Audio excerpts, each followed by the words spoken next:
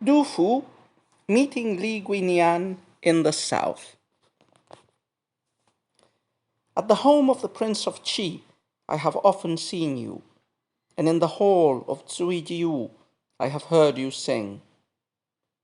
Truly, these southlands boast unrivaled scenery.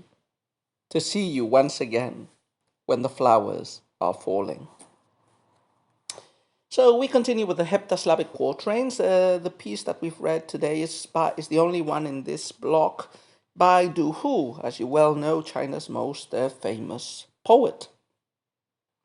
Now, trying to give some background to this poem, well, the title, Meeting Li Guinian in the South. The South here is a translation for Jiangnan, literally south of the Jiangzi, which in the Tang period was a general name covering a huge area going from the southeastern border of Sichuan in the west and all the way to the east following the river until the sea. More specifically, it is believed that this meeting took place in Tangzhou, modern Changsha, on the river Xiang. And it is believed that this is one of the last poems, one of the last quatrains that Du Fu wrote.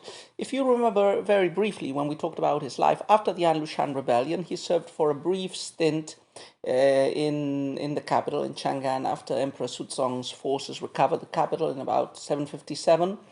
But after less than a year or so in office, he then went to Shu, modern Sichuan, in the west, where he stayed for some time with some patronage. And then he went all the way down the Jiangsu River with his family, trying to get back to his home area, but unable to do so because of the civil unrest, and dying while traveling on the river. So this is one of his last pieces. Like the previous poem that we read by Sun Shen, meeting a courier en route to the capital, this one is about another meeting. So you could say the topic is an unlikely encounter. In this case, it's with Li Guinian. So who was this Li Guinian? Well, Du Fu had met him in the better times of splendor of Emperor Xuanzong's court. Li Guinian was, I think, a singer at the court of Emperor Xuanzong, and he had been very popular with the emperor, who had made him rich, and he had been able to build an imposing mansion for himself in the eastern capital in Luoyang. But like many other of the emperor's entertainers, at the time of the An Lushan rebellion, he fled south. And we know that sometime after Du Fu's death, he did manage to get back to the capital, presumably severely impoverished and having lost all of the wealth he accumulated in the service of the previous emperor. So this poem would have been written at the close to 770. So the topic of the poem, as we said, is a chance meeting with an old friend, but it has more reverberations. It's a meeting of people who have seen better times. And that's one of the important sub-themes in this poet. Present in the first couplet, where Du Fu reminisces those better times in those better places at which Du Fu and Li Guinian were together. And also the sad melancholy at the end of the poem when they are meeting in the south, which is beautiful and full of flowers, but at the same time, it's the time when the flowers are falling, which we will comment about that when we talk about the couplet, but can very effectively work as a metaphor for the good old days that have gone, those days of Emperor Xuanzong, and also a reference to the two speakers themselves, Li Guinian and Du Fu, whose flowers are already falling there in their old age as well.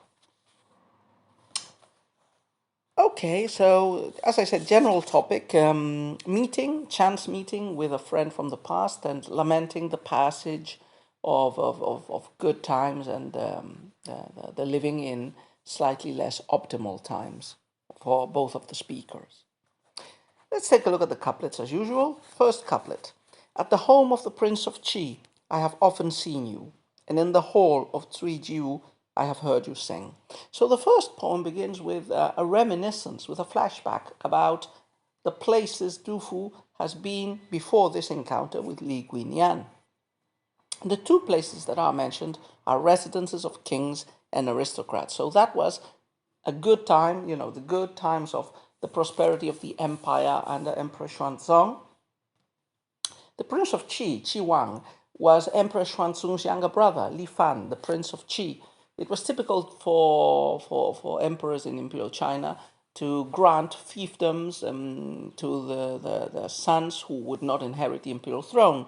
These fiefdoms usually took the form of kingdoms, of wang, or of marquisates generally, sometimes dukedoms as well. So this Prince of Qi, or King of Qi, would have been, a feudal lord related to the emperor, so probably living in the capital.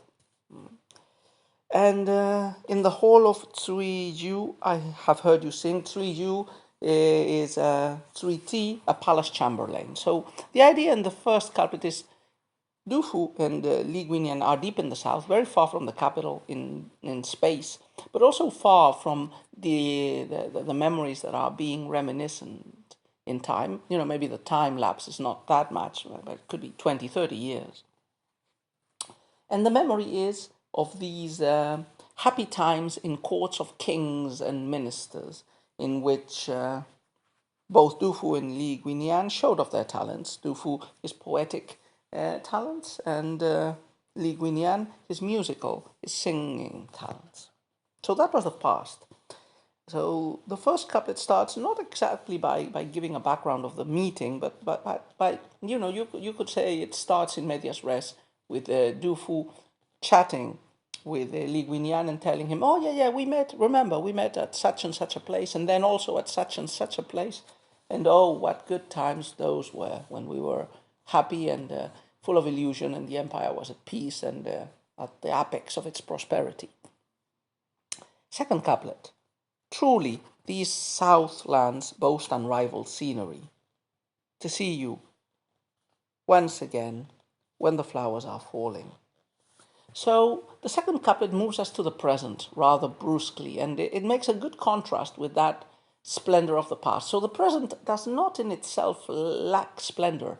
The south area of China is wetter than the north. It has a semi-tropical climate, merging into tropical in the extreme south in what is today the province of Guangdong. And it's an area that is also famed for, beautiful flowers, and the beautiful scenery and the flowers of the south appear in many poems with a southern bent. So those beautiful palaces, full of gold and silver and jewels and tapestries and whatever, are mimicked in this meeting today by a beautiful background, which is no longer the human splendor and wealth of a successful empire, but just the beautiful natural background of a lovely area. So from society to nature. So the Southlands boast unrivaled scenery. And this is the place where the meeting takes place. So another meeting between Dufu and Li Guinian with another magnificent backdrop, but this backdrop now is natural and not human and social. And it's also a background where the flowers are falling. So we might imagine, I don't know if this is a typical season in the traditional Chinese calendar, the flower falling season. I imagine flowers would fall in the summer, but it depends what flowers we're talking about. Leaves fall in the autumn.